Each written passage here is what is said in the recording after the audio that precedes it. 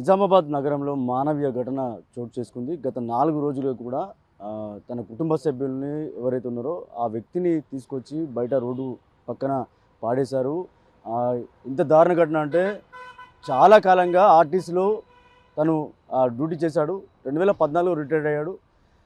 మానసిక స్థితి బాగాలేదు, లేదా ఏదైతే పక్షవాతం వచ్చి ఇబ్బంది పడుతున్న నేపథ్యంలో గత 4 రోజుల క్రితం సొంత అన్నదమ్ములే తనని తీసుకొచ్చి బయట వేసిన ఘటన వెలుగు చూసింది. గత 4 రోజుల నుంచి కూడా ఇక్కడ దీనగాథ ఏదైతే తన పరిస్థితి చూడొచ్చు, ఎంత అధ్వానంగా ఉందో చూడొచ్చు. గత 4 రోజులుగా నిన్న రాత్రి కూడా భారీ ఎత్తున ఉరుములతో కూర్చిన వర్షం కురిచింది. కానీ ఇంత దారుణ ఘటన చోటు చేసుకుంది. తన అన్నదమ్ములు కావచ్చు, తన కూతురు కావచ్చు. ఒక కూతురు మానసిక స్థితి బాగాలేదు. ఇంకో కూతురు సుచిత్ర, హైదరాబాద్లోని సుచిత్ర ఉంటుంది. దానికి సంబంధించిన వాళ్ళకు కూడా కాల్ చేసినప్పుడు కూడా మాకు సంబంధం లేదంటూ కూడా చెప్పారు. ఒకసారి తనతో మాట్లాడించే ప్రయత్నం, తన పేరేంది, తను ఎక్కడ ఉంటాడో, తన పరిస్థితి ఏందో ఒకసారి మాట్లాడించే ప్రయత్నం.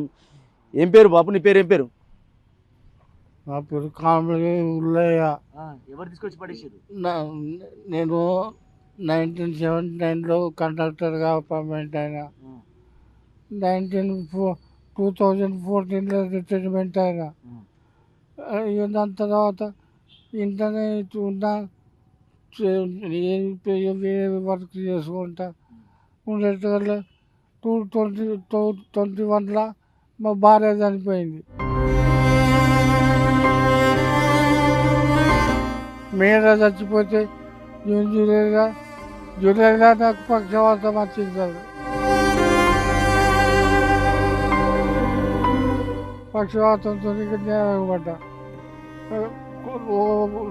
సంవత్సరం తిరిగి అటు ఇటు మెల్లగా 2 సంవత్సరం తర్వాత ఈ రోజు దాకా ఈ గత అయింది. పట్టుకుంటే లేస్తున్నాయి.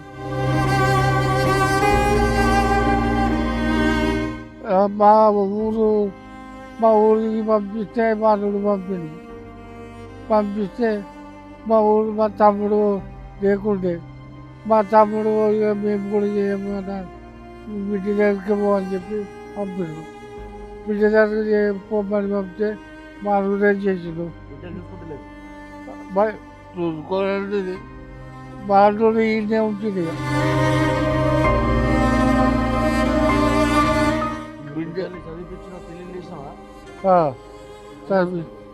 చూస్తారు, చదివించిన పెళ్లి చేసిన చూస్తారు. ఇద్దరు బిడ్డలు, ఒక కొడుకు.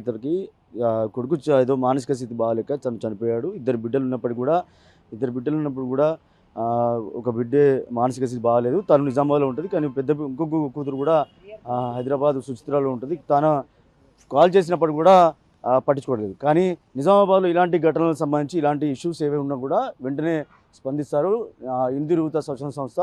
ఇప్పుడు వాళ్ళు కూడా గతంలో కూడా మనం ఇలాంటి వార్తలు చాలా ఇచ్చాం. ఇందిరు యువత స్వచ్ఛంద సంస్థ ఏదైతుందో వాళ్ళు ఏదైతే అనాథ శవాలకి అంత్యక్రియలు చేయడం కానీ ఇలాంటి విషయాల్లో వెంటనే స్పందిస్తారు. వాళ్ళు ఉన్నారు ప్రజెంట్, వాళ్ళు ఒకసారి మాట్లాడించే ప్రయత్నం. ఎట్లా తెలిసింది మీకు, అసలు ఏం జరిగింది, ఈయన పరిస్థితి ఏంది సార్? సో 4 రోజుల క్రితం నుంచి ఇక్కడ వాళ్ళ కుటుంబ సభ్యులు వచ్చేసి వదిలేసి వెళ్ళారు అనేసి మున్సిపాలిటీ వాళ్ళు ఈరోజు ఉదయం కాల్ చేయడం జరిగింది. మార్నింగ్ 6 o'clockకే మేము లొకేషన్కి రావడంతో రాత్రి కూడా చాలా వర్షం పడింది. వర్షంలోనే అతను నానిపోయి ఉన్నాడు. తర్వాత అక్కడే మలమూత్రాల్లో కూడా కొట్టుమిట్టాడుతున్నాడు. ఇమీడియట్లీ కూడా ఆయన అన్ని వివరాలు అడిగి తెలుసుకోగా ఇక్కడే చిన్న కూతురు నిజామాబాద్ ఎల్లమ్మగుట్టలో ఉంటుంది. సో ఆమె ఆరోగ్య పరిస్థితి కూడా మంచిగా లేదు. అల్లుడికి ఫోన్ చేయగానే ఇమీడియట్లీ కూడా అతను ఇక్కడికి రావడం జరిగింది. సో ఆయన వచ్చిన తర్వాత అన్ని అడ్రస్లు మేము తెలుసుకున్న తర్వాత సో ప్రస్తుతం అతన్ని అయితే ఇక్కడ ఉన్నటువంటి స్త్రీ శిశు సంక్షేమ వయోవృద్ధుల శాఖ పీడీ మేడం కాల్ చేయడం జరిగింది. సో మేడం కూడా ఇమీడియట్లీ కూడా రెస్పాండ్ అయ్యారు, సానుకూలంగా స్పందించారు. మరి ఆయన ఎవరు చూసుకోలేనటువంటి పరిస్థితుల్లో రాంపూర్లో ఉన్నటువంటి ప్రభుత్వ అనాథ వృద్ధాశ్రమానికి తరలించడానికి కూడా మేడం అక్కడ ఉన్నటువంటి వాళ్ళతో మాట్లాడింది. సఖీ కేంద్ర టీం కూడా ఇక్కడికి వచ్చారు. ఇప్పుడు సఖీ కేంద్ర వెహికల్లో ప్రస్తుతం అతన్ని అయితే అక్కడికి షిఫ్ట్ చేయడం జరుగుతూ ఉంది. ఇది ఓవరాల్గా నిజామాబాద్లో జరిగిన విషాద ఘటనకు సంబంధించి ప్రస్తుతం అయితే తనని ఒక ఆశ్రమానికి తరలిస్తున్నారు. ఇలాంటి ఘటనలు తరచూ జరుగుతూనే ఉంటాయి. కానీ 4 రోజుల క్రితం 4 రోజులుగా ఇక్కడ తను తీసుకొచ్చి కుటుంబ సభ్యులు కావచ్చు, లేకపోతే అన్నదమ్ములు కావచ్చు, తీసుకొచ్చి ఇక్కడ పాడేశారు. తన పరిస్థితి కూడా చెప్తున్నాడు. ఎప్పుడు నేను ఉద్యోగం చేశాను, ఎప్పుడు రిటైర్డ్ అయ్యాను, కానీ బిడ్డలు ఉన్నారు, అన్నదమ్ములు ఉన్నారు, తీసుకొచ్చి పడిచారు, నన్ను చూసుకోవట్లేదు అనే విషయాన్ని చెప్తున్నాడు. కానీ ఇలాంటి ఘటనలు మరోసారి పునరావృతం కాకుండా చూసుకోవాల్సిన బాధ్యత అటు కుటుంబంలో ఉండొచ్చు. అలాగే ఇలాంటి విషయంలో వెంటనే స్పందిస్తున్న స్వచ్ఛంద సంస్థలు కావచ్చు, ఇటు ప్రభుత్వ అధికారులు కావచ్చు, ఇలాంటి ఘటనలో స్పందిస్తున్న నేపథ్యంలో ఇలాంటి ఘటనలు మరోసారి కాకుండా చూడాల్సిన బాధ్యత అయితే ఉందని చెప్పుకోవచ్చు. కెమెరా పర్సన్ సందీప్తో రాజేష్, బిగ్ టీవీ, నిజామాబాద్ నుంచి.